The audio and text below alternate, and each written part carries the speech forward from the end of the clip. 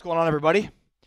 Good to see you again. I'm Ari Tebkin. It's just after 12, right here in the central time zone in the beautiful city of San Antonio, Texas. My days of living in San Antonio are numbered. So hit the share button if you wouldn't mind. Post your comments.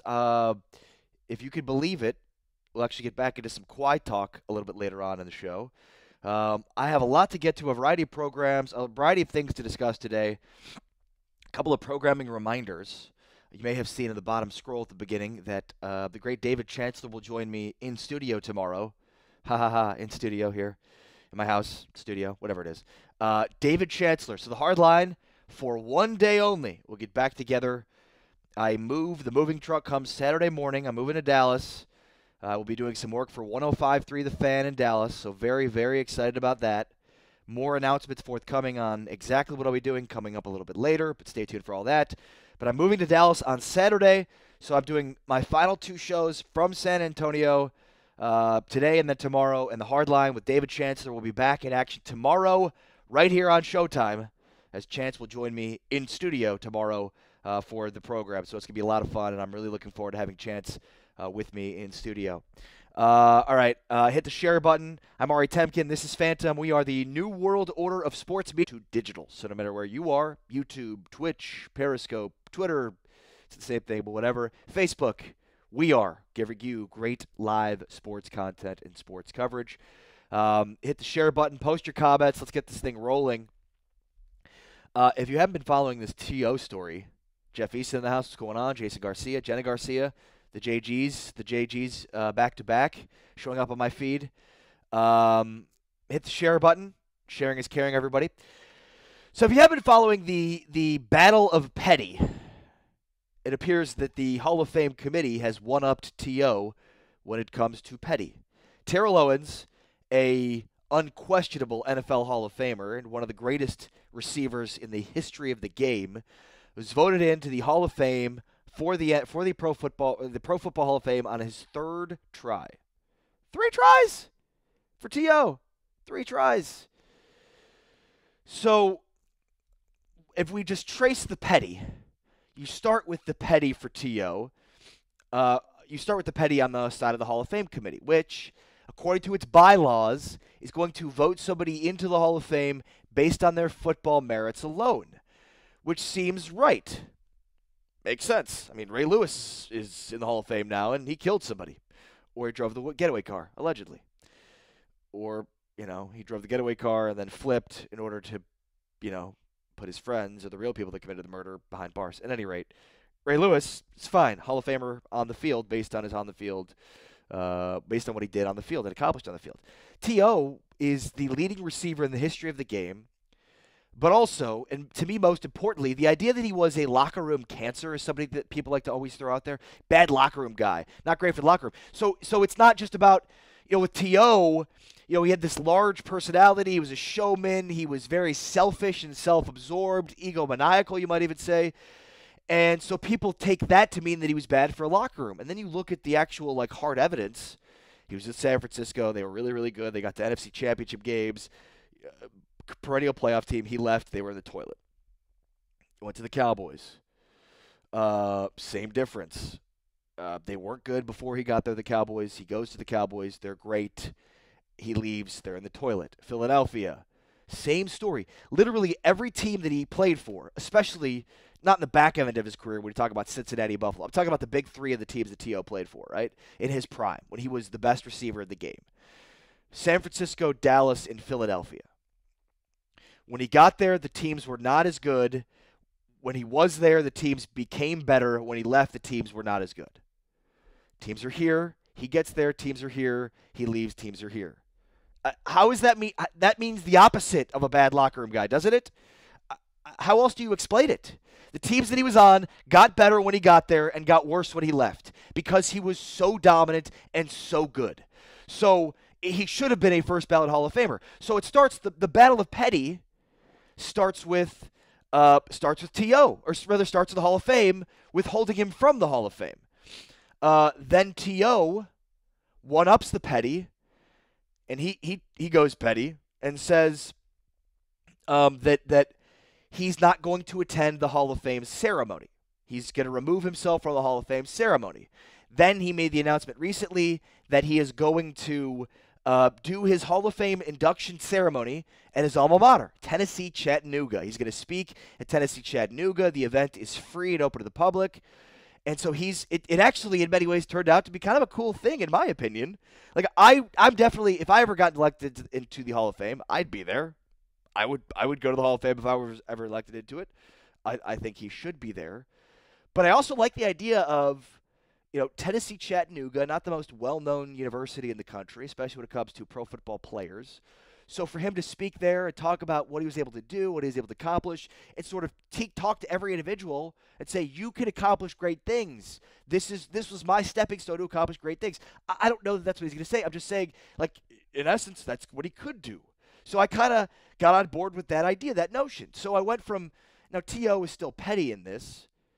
I'm upset that it took 3 times to get me the Hall of Fame. I want to shun the institution that is the Hall of Fame. So I'd like to take this into my own hands and go be somewhere else. It's knowing T.O. It's everything you'd ever expect from T.O. to do in this instance, right? By the way, post your comments and hit the share button. Jason Garcia said he was a good player, not a good teammate. There's a difference. Carmelo, good player, bad teammate. David Alejandre says, what up? But Jason, again, look at San Francisco. San Francisco before he got there, San Francisco after he got there, San Francisco when he was there. Like, maybe he was a bad teammate, but the teams that he was on excelled. The teams that he was on, when he was on those teams, were better than before that he got there and after he left. Like, San Francisco, Cowboys, Philadelphia. They all were not as good before. Just look at the graphs of those teams. San Francisco down here. He gets there. They go up here. He leaves. They go back in the toilet again. The Cowboys, same thing. Like, those teams were really, really good when he was on those teams. T.J. Carpenter, their house. So maybe he's a bad teammate, but every team he was on won better than when he wasn't there. So, it's different with Carmelo. I mean, Carmelo's not been on good teams. T.O. was consistently on good teams. But obviously knowing T.O., like you wouldn't have expected this to go down any other way. But not to be outdone with the petty. So it starts with the 0 rings. That's true. Got close though, and played through a broken foot in the Super Bowl. He played through a broken foot and played well in the Super Bowl with Philly. He was so good, Dio. He was criminally underrated because he was just so hated because he loved him some him. Loved me some me. Good afternoon, Millie Love. How are you? Hit the share button. Post your comments. Join the show. Let me just cycle through some of the pages. I do want to get into the Kawhi discussion, which we'll get into. And perhaps, T.J. Carpenter, you're like this. Could Kawhi actually be coming back to San Antonio? And would you embrace him if you're a Spurs fan? By the way, I should probably share this. I don't think I shared it, so that helped. I'm asking everybody else to share it, and I haven't. Jason Garcia, is Tony Romo a Hall of Famer? In my opinion, yes, but he'll never get in the Hall of Fame. That's my opinion. Tony Romo won't get to the Hall of Fame, but he's a Hall of Famer. I mean, statistically speaking, he's up there with a lot of the greats. One of the most clutch quarterbacks of all time, statistically speaking. Although his reputation is something that's vastly different than that. But yeah, Romo, I've said this about Romo. I'll say it again. Before I covered the Cowboys on a regular basis, I've been in San Antonio for 6.5 years. I was in Austin for 2 years before that. So I mean, 8.5 years, give or take. So basically, I've covered the Cowboys for the better part of the last decade. So before I got to Austin covering the Cowboys, I kind of bought into the narrative that Romo is like not clutch and a choker and right, like everybody says about him. But then I watched him, and it was like, oh, this is no, everybody's wrong. Like this is actually kind of funny. Like Tony Romo dragged a horrible, lifeless franchise as close as he could get to the finish line, year after year after year. They had bad offensive lines. They at times had good receivers. Bad running games. He never had a top 10 defense in any year he was there. So I mean, the team was in salary cap hell. So, look, it's not getting concerning, TJ. You just stay right there where you are and listen to what I have to say about Kawhi. You will listen to every damn word I have to say about Kawhi. Anyways, Dallas Ring of Honor, yes. Hall of Fame, hell no. Why not, Jason? Jason, don't blame Romo for how bad that franchise was. That's the thing is, the franchise was so poorly run. They didn't draft well. There was one year, 2008, 7 or 8, 2006, 7 or 8, one of those years. The Cowboys had like 11 draft picks, and they missed on all 11 draft picks. It's insanity. So I blame Romo, says TJ Carpenter. Norma Johnson says Tony Romo's a great quarterback. Thank you. David Chancellor keeps calling me. He's blowing up my phone. Should I answer the phone? Let's see. Hey, Chance. Hey, buddy. Chancellor? Might have been a pocket dial. Might have been a pocket dial. Anyways, just gonna bring him on the stream live. Jerry Jones had a great franchise. Romo submarine, all the great work. Razorback alum Jerry Jones did. It's. I mean, actually, that's well said. I can't even disagree with that. He's right. Jerry Jones had his entire franchise submarine by Tony Romo. Exactly, Jason. Don't blame. Romo was so good. If they could put any credible team around Romo when he was in his heyday, he would have won championships. Is that true, by the way, TJ? Jeff Long butt dialed you the other day. Is that true? If he did, you should pick up and be like, hey, what's the deal with this FBI investigation? Why haven't you fixed it? Kansas should fire Jeff Long if he can't fix this FBI investigation soon. That's the opinion of this Jayhawk. At any rate, T.O., can we just get to the ultimate pettiness here? We don't have to deviate and get to Romo. Romo's a Hall of Famer, Jason. If you're a Cowboys fan, you should also think that. He won't ever get into the Hall of Fame, but he's definitely a Hall of Famer. At any rate, so the Hall of Fame, not to be outdone by T.O.'s pettiness, is like, oh, I see you're petty, and I will one-up you with the ultimate petty. So the Hall of Fame will not mention T.O. at any point during their induction ceremony. Quote, Joe Horrington, that's Horr, the executive director of the Hall of Fame, said to the Talk of Fame network, quote, the focus is on the guys who are here. There's no reason to bring him up as an individual. He's not here. Owens will have to wait a little bit longer to get his gold jacket as well. Players typically receive their gold jackets at Friday's gold jacket dinner that will be happening on August 3rd, but the Hall of Fame will instead mail T.O.'s golden jacket to him the following day. How do you mail that, by the way? Last month, Owens announced his intention to pass the blah, blah, blah, blah, blah. That was just it. So basically, there was another article I read that was like, yeah, it's really deep on the petty. And here's my feeling on the Hall of Fame in general, the Pro Football Hall of Fame in general. The people who vote for the Pro Football Hall of Fame, bless their little beating hearts, are so holy. They are bigger and better and badder than the NFL, the game of football itself. Just ask them. They believe very much in the institution that they love and have created themselves. Nobody, and I mean nobody, in sports media. And sports media is littered with people who take themselves far too seriously.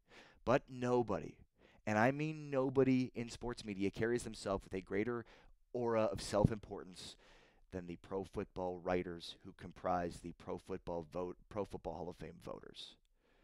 Nobody loves themselves more than them. So for T.O. to take a giant sweaty dump all over this institution that they have, how dare he? The audacity. So you have this amazing battle of petty. You have T.O., who's unbelievably petty, and the Hall of Fame, and the voters who have this unbelievable overinflated sense of self-worth, who are also horribly petty as well. So to me, it's this great battle of pettiness. Who will win? The ultimate showdown. Who can be pettier? In the battle of two of the pettiest people in the world, T.O. and the pro football writers who vote for the Pro Football Hall of Fame, who can be pettier? Wait to see and find out. Jace Garcia noticed my. I'm gonna do this forever. Look at my wounded warrior patch on this side. There we go. I'll get this figured out. I'm trying to. This is somebody should diagram how dumb I am with this. Wounded Warrior Project. Support the Wounded Warrior Project. All right. Serena Williams. Why am I talking about women's tennis? You might ask. That's a great question. Because of Serena Williams. And this is a topic that comes up a lot with Golden State and dominance in sports. And like, there's no question that in individual sports, dominance is good.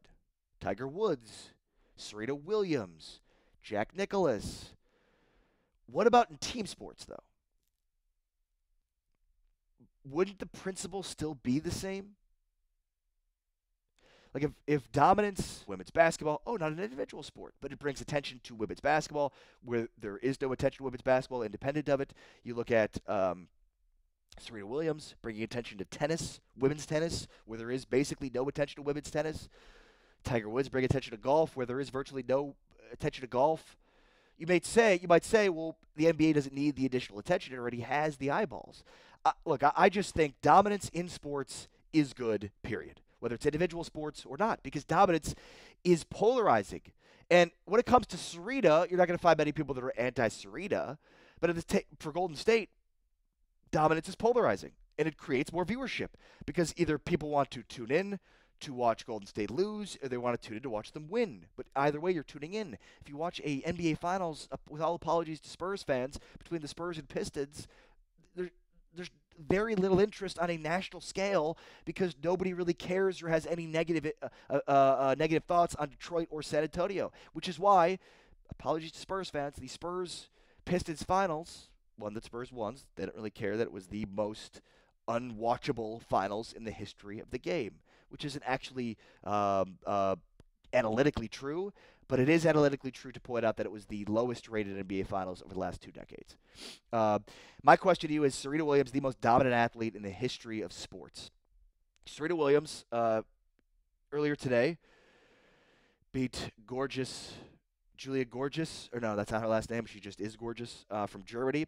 It'll be her 10th Wimbledon Finals appearance. She is looking for her 8th Wimbledon championship, and also her 24th Grand Slam, which I'm being told would equal Margaret Court, who had the record for most Grand Slams of all time with 24. If you're wondering, Roger Federer has the most Grand Slams for men at 20. Obviously, we know Tiger Woods has second most majors won of all time at 14. Jack Nicklaus has the most majors won in the history of golf at 18. Other sort of, individual dominant athletes I could think of off the top of my head. You think of Olympians. T.J. Carpenter, Joey Chestnut, that might be true. T.J. Carpenter's right. Joey Chestnut might be the most dominant athlete of all time. I don't know. I love Serena, and part of this is like the nationalism with me, where I don't really care about men's tennis because I don't really care about a Swiss guy and a Spanish guy, Federer and Nadal. If there was an American tennis player that was great, I would care about men's tennis. I care about women's tennis because I care about Serena. So, again, dominance creates interest. Wade Zetterberg says, LOL. What are you laughing out loud? Are you laughing at me or with me? It's important, Wade. Hit the share button. Post your comments. Let's get this thing going. Do you think Serena Williams is the most dominant athlete of all time? I also talked about T.O.'s pettiness, not to be outdone by the NFL Hall of Fame and the Hall of Fame voters' pettiness. Congratulations, Hall of Fame. You've out-pettied the petty T.O.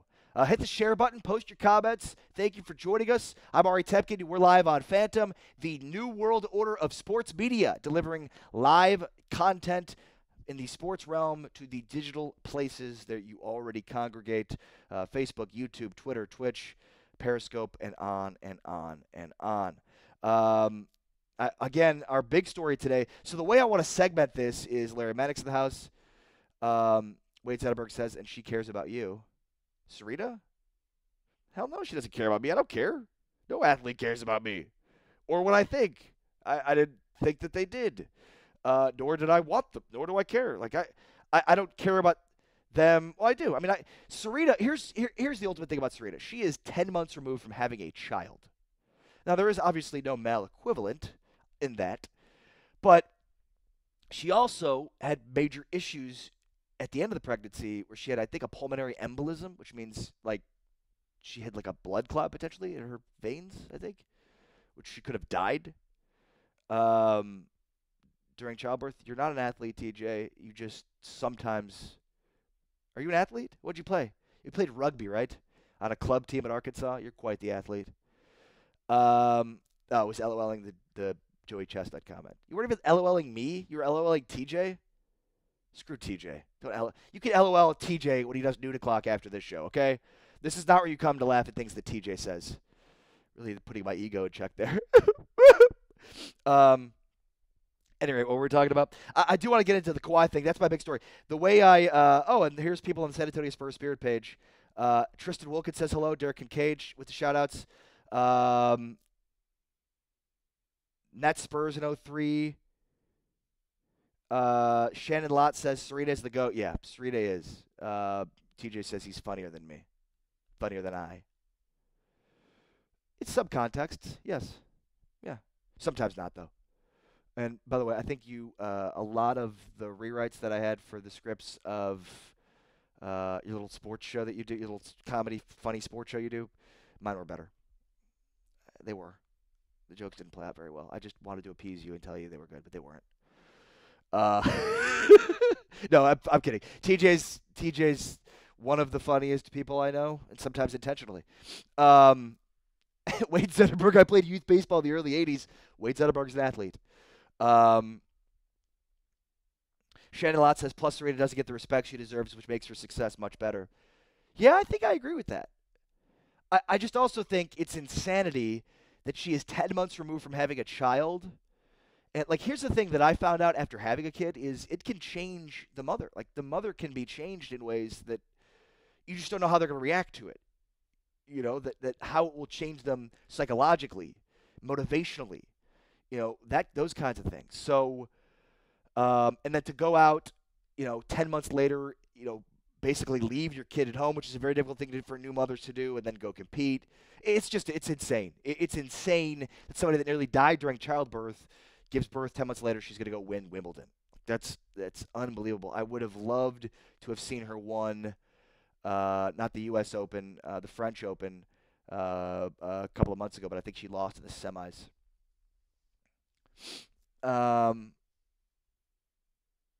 What was the Gabe Gonzalez? I wouldn't know. He doesn't talk about Kawhi. What is that? What does that mean?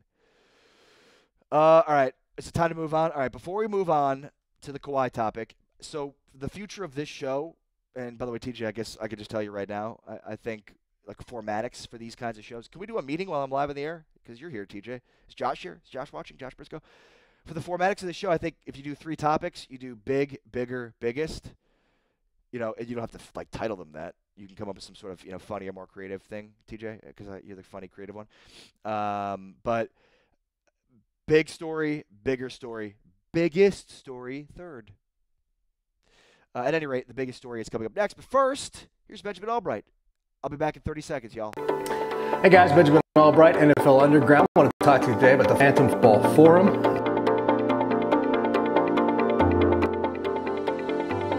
Designed to give you greater access to me. You get the latest intel, insider information, rumors, news notes, injury information, Vegas lines, fantasy football, power rankings.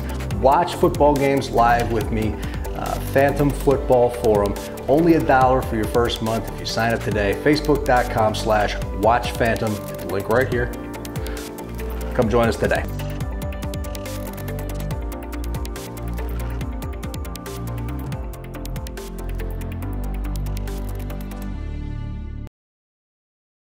All right, welcome back.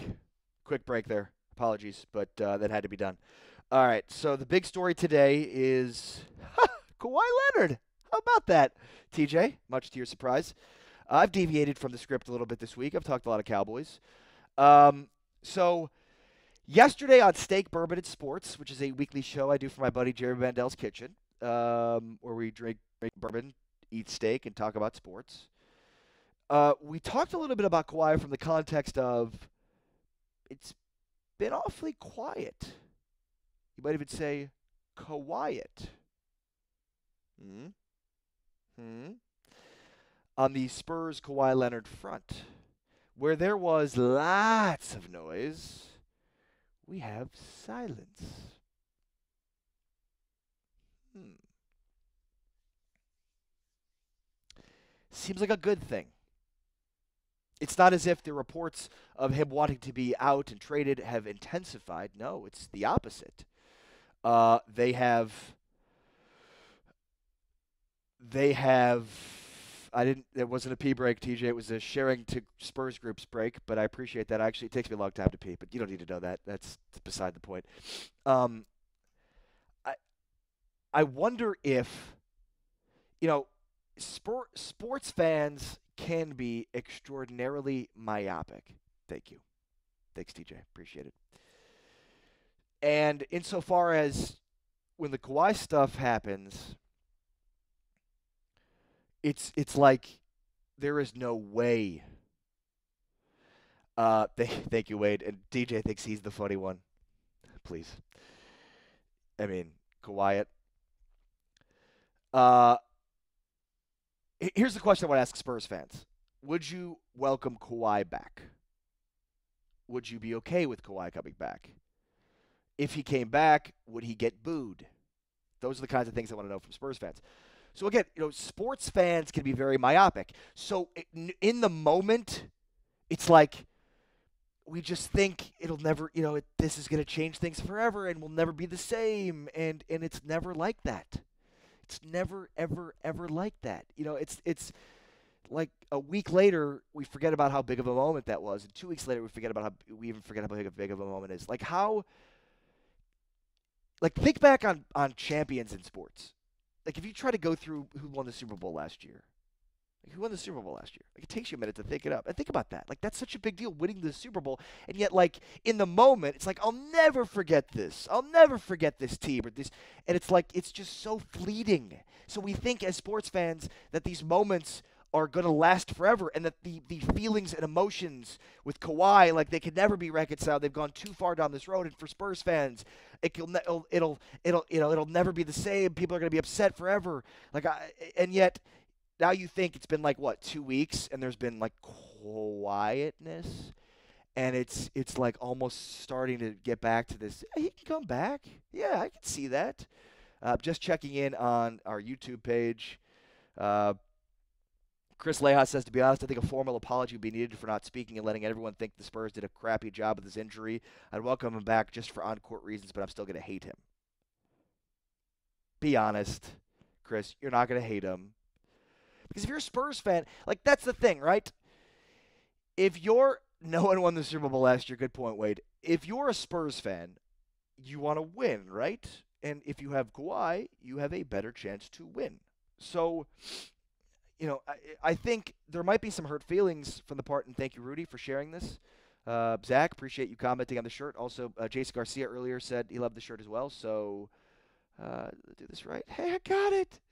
I put it to the right side. There we go. Yeah, Wounded Warrior Project. Support the Wounded Warrior Project, everybody. Joe Garcia, who, along with Rudy Campos and a bunch of other great guys, Jeff Garcia does some great work for the Two Shots podcast. Go check him out.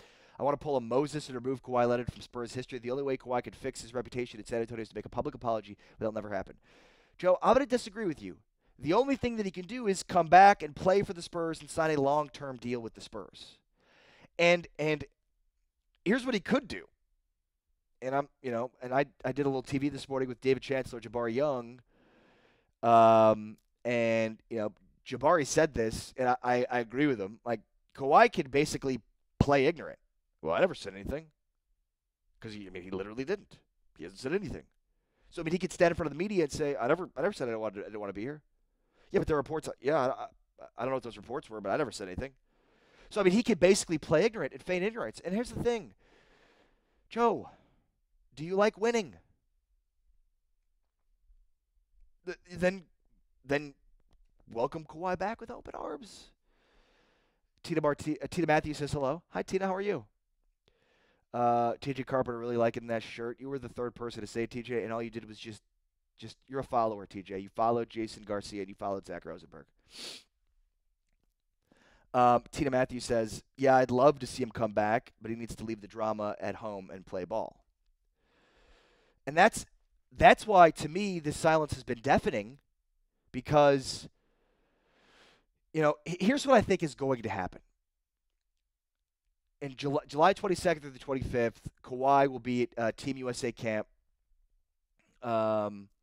with Popovich, and my guess is at some point during a media availability. Oh, thanks, TJ. TJ said he loves this shirt. It's a shirt supporting the Wounded Warrior Project. Go support the Wounded Warrior Project. And support veterans. Support veterans. I can't say this enough. We say we support our troops, but we don't actually. 22 veterans commit suicide every day. Think about that. 22 per day. 22 per day. That's nearly 1 per hour. So we say we support the troops, but we don't support the troops, the Wounded Warrior Project, and many other great projects. I do a lot of work, and I donate a lot of money to Canines for Warriors. They do fantastic work, so support the troops. Actually, literally support the troops. Don't just say you do. It's really easy to say you do, but actually give money, give time, give effort, support the troops. Thank you. Thanks, TJ. I appreciate you saying that. And I appreciate you giving me the window to talk about the Wounded Warrior Project. Let's see, just trying to make sure I get the comments. Jason Garcia, in the words of Gylan Jackson, what is the official word from Leonard Camp and the Spurs organization? Right. Right. Now, I do think Kawhi has either through his uncle or said it himself, I do think Kawhi has actually been pissed off at the Spurs, and I think it goes back to this idea that he didn't get off at the Supermax. He was upset about that. I think also the Spurs were basically like, we don't want to deal with Uncle Dennis. Like, I think based on those two things alone, Kawhi was pissed, and Kawhi did say he wanted to get traded. But again, if all works out and Kawhi comes back and everybody's like, hey, what was the deal with that? He could just be like, I didn't say anything. Gylan Jackson House, what up, Gylan? How are you, buddy? We just quoted you. We missed us quoting you, or Jason Garcia at least. Gerald Lopez says, at this point, I'm not sure I want him back on the San Antonio Spurs Spirit page. All right, so Gerald is Joe Garcia kind of said it, but Gerald's the first guy to be like, I don't know if I want him back. Can you expand on that, Gerald, if you wouldn't mind? I'd appreciate that. Steven Gonzalez in the house. What up, brother? How are you?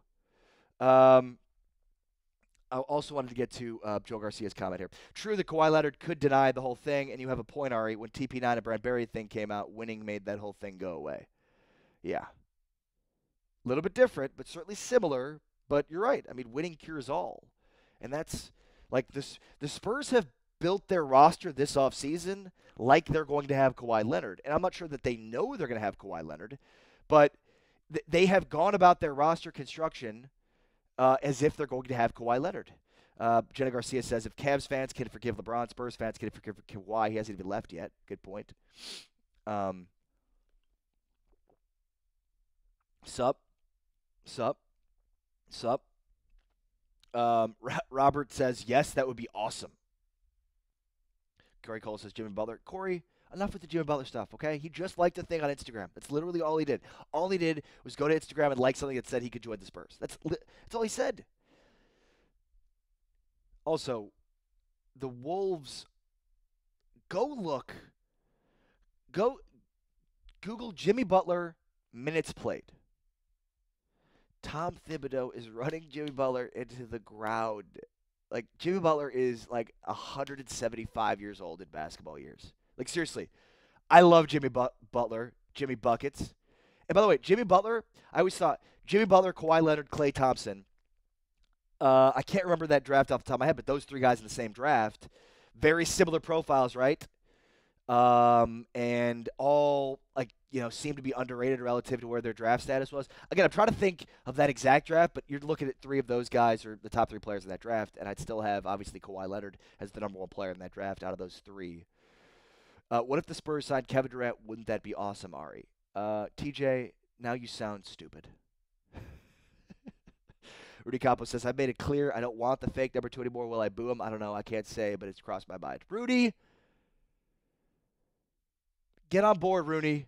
Come on, Rudy. Get on board. He's coming back. Everybody's going to be happy about it. Frank Ramirez says hi. What up? Hit the share button. Post your comments. Let's get this thing rolling. Chris Leha. says on YouTube, the dude pulled the shittiest move ever. I'll hate him. Not saying I don't want him on the team because I know he's good. I know how good he is. I wouldn't say it's a shitty move. I'd say it's kind of a baby move. It's kind of a 6-year-old move. No, Steph is not attainable, TJ. I'm just going to take literally everything that TJ says as being literal. I'm gonna take everything TJ says literally from now on in this stream. TJ Carpenter, by the way, everybody. If you'd like TJ Carpenter's brand of humor, it's the noon o'clock show with TJ Carpenter, which I like to call the TJ Carpenter Variety Hour, starting at 1 o'clock Central, 12 o'clock Mountain Time, right here on Phantom, the New World Order of Sports Media. But we're talking about Kawhi Leonard here. Nobody cares about TJ Carpenter, except for TJ Carpenter. Kawhi Leonard, San Antonio Spurs, the silence is deafening. Would you welcome Kawhi back? That's what we're talking about here. I will cheer in a silent whisper just for you, sir. And I get the hurt feelings because, in essence, he's rejected this organization, this team, this city. It's different than LeBron in Cleveland for a lot of reasons. Cynthia Ramos in the house. How are you, Cynthia? Like I just think there is a difference between the LeBron Cavs dynamic.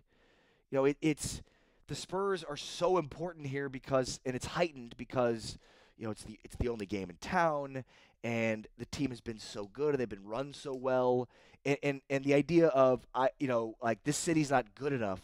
That's what it seemed like Kawhi is saying. It's not just like that he's rejecting the team; it's as if he's rejecting the city, and I think that's the affront that Spurs fans have. That's like there's a pride in the city. There's a pride in the culture of the city and the individual culture of the team as being embraced by that city. And like that's the thing that I think people that live outside the city can't exactly understand is, when Kawhi Leonard says he wants to go home to LA or doesn't want to play for the Spurs, it's like he's rejecting the city. And I get that. I get that way more so. That's where the hurt feelings come from. Neville Toussaint says he needs to come and talk to people. He's just not going to do that. He's just not a talker, which is why he fits perfectly at San Antonio, which is why he should come back. So here's what I never got to what I think is going to happen. And I'm going to do that right now, right after I just make a note of something. There you go. I hit the share button while I made notes of something.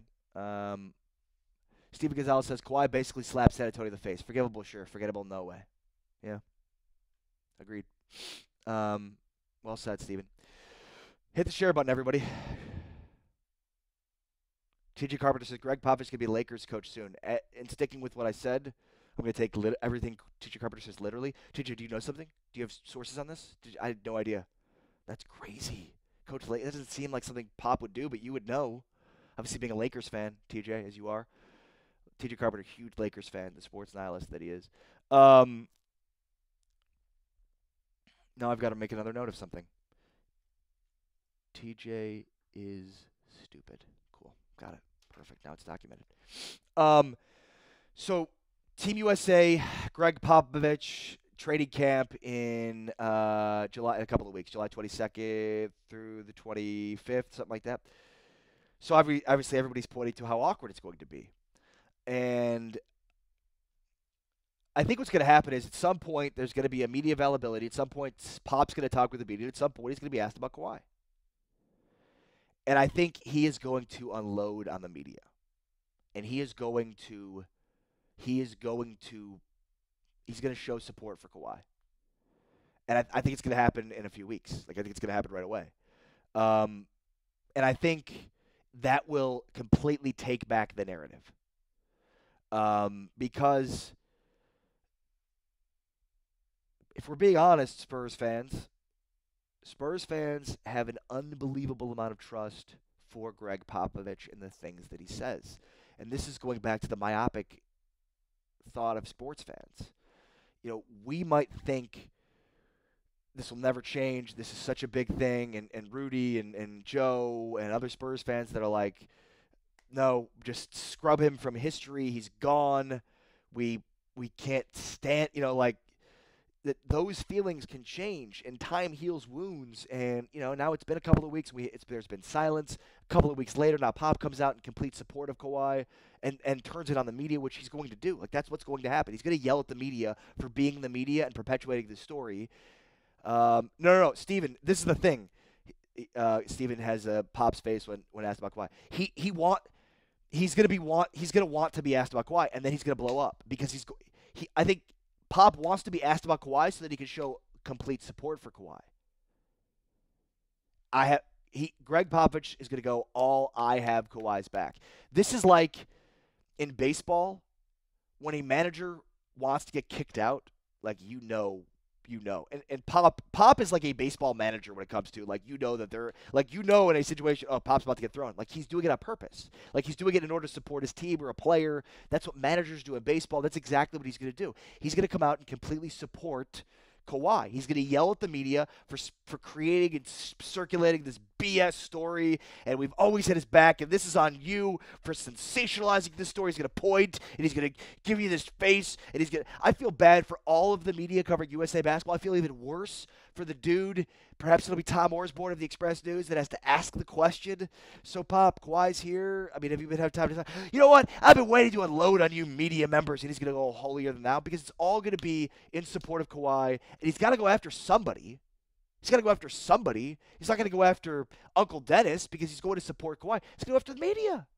He's going to go completely and utterly batshit crazy after the media. Mamadou Bassi says, I'm sure we are all sick of this Kawhi drama, but let's face it, he's still a Spur. We need him. Well said, Mamadou. Well said. Abolish it? No. Get away from it? Yes. What are we abolishing? Greg Popovich wants to abolish the three-point line. He's a crazy old man, and I agree with him.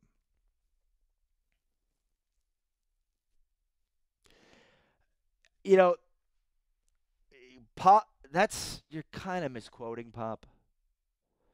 I think what he's saying is, like, he would like there to be no three-point line. He's not saying he'd like them to get rid of it. He always does this whole, this is the whole, I just operate within the confines of the rules. Like, so when he was doing the Hack-a-Shack, and people were like, this isn't basketball, Pop, this sucks.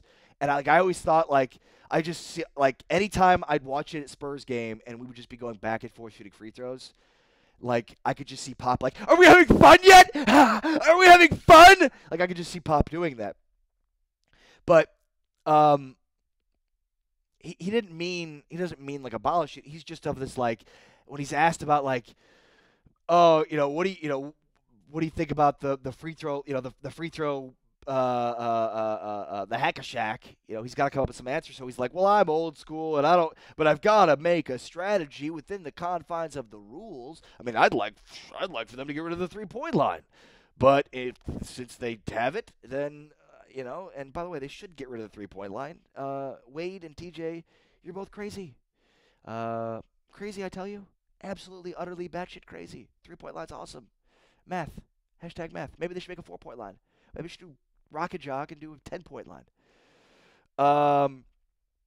Any other comments on the San Antonio Spurs Spirit page? No. What's going on over there? You guys have any spirit or not? Let's see what else we got. Anyways, I'm asking you if you guys as Spurs fans would welcome Kawhi back with open arms. Post your comments. Hit the share button. We've only got about 12 minutes before you can get the blowharding, pontificating TJ Carpenter to go on. And then I've got a million things to do because I'm moving in 2 days and I'm not ready to move. Moving sucks. It's the worst endeavor in the history of the world. What was I saying, Kawhi? It's hot. Gosh. Heated. So, I think when Pop goes crazy on the media, points his finger, you media, you. Because literally he's got nobody else to blame. You bad media. Then I think a lot of Spurs fans are going to be like, yeah, he's right. The media is shitty. Fuck the media. Apologies for the language. But, that's what's going to happen. The media always is going to get it. And, in some cases we deserve it. Not in this case, but it's fine. I'm fine with everybody shitting all over the media. That's cool. I guess. Somebody's got to take the blame. But that's what's going to happen. Greg Popovich is going to take back the narrative, support Kawhi. I don't know if it's going to end up with Kawhi coming back.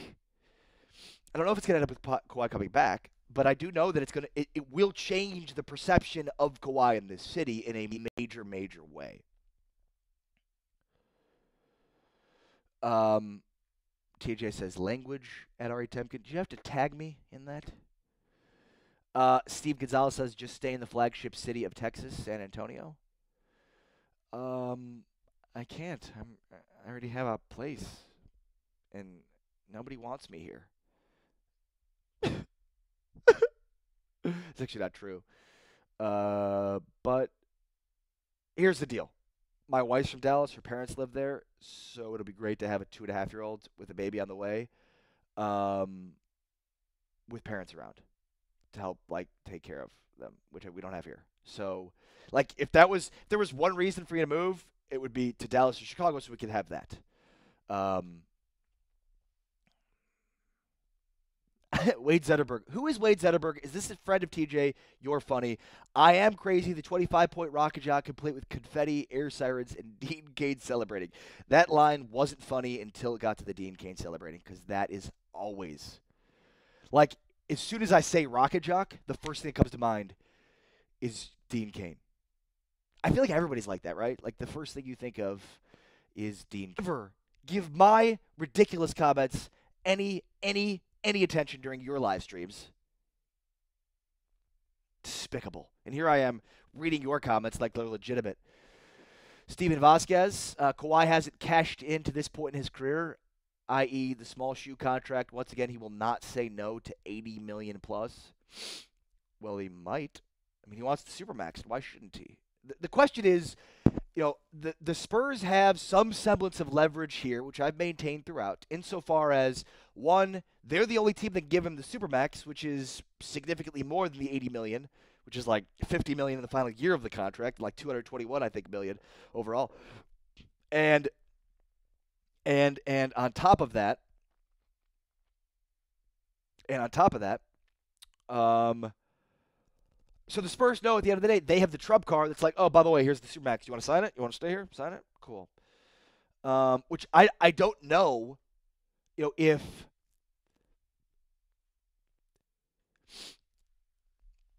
the Spurs say, well, we want to deal with an actual agent and no longer your uncle, and that's the only way we're going to give you the Supermax, then they're probably not going to end up giving him the Supermax. But Larry Manick says, Ari pulling a Kawhi and moving to a bigger city.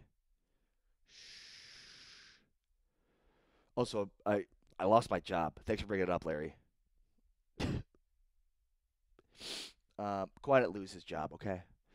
219 versus 130. Yeah. Okay, I get what you're saying now. You're leaving $80 million on the table. The problem is, I don't know if the Spurs are going to offer him the Supermax, because I think they want him to not they don't have any control over him so long as his uncle's running the show, and that's the problem. Is they don't want to be saddled to that huge long-term commitment to him as long as they have to deal with his uncle. Now, maybe Tom Cruise, TJ, obviously. Brad Pitt, obviously. Hadrian Brody, that's offensive. All Jews look the same, TJ? Is it because I have a big nose? Is that why? I'm putting that on you. The guy from Jake Gyllenhaal. You guys are too nice. Jake Gyllenhaal. I mean, I thought Brad Pitt, but I guess that's kind of an old reference. Anyways, enough about me. But yeah, who would play me in a movie? Manu, obviously, Manu Ginobili.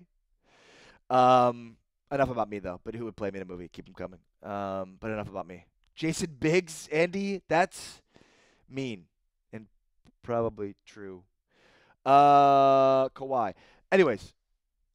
I again don't know that the Spurs are just going to offer Kawhi the Supermax unless they get the concession about his uncle. Because again, go back to the story we heard from Mike Wright about the instance in New York where Kawhi's practicing and rehabbing, and the Spurs staffers show up, and now his uncle goes to hide him. They can't have that. They can't have that for a guy they're paying $50 million the final year of the deal. So, I do think, they're not just going to offer it to him so long as he just behaves, is on his best, it does all the right things. But I mean, we're going to have Pop defending Kawhi, and then ultimately what we're going to have is the Spurs trying to at least sign him to a deal or maximize the leverage they have in trying to trade him. At any rate, thank you all for joining us. Reminder, tomorrow, Friday, the Hardline is back. Tell everybody it's my final day in this great city. Millie Lev says, Ari, you'll be missed. Good luck in the future. I appreciate you saying that. It means a lot, Millie. Thank you. Again, my final day in San Antonio tomorrow. David Chancel's on the program. Join us. Don't be late. The shenanigans with TJ Carpenter, noon o'clock, or the TJ Carpenter Variety Hour is next. But for now, I'm out.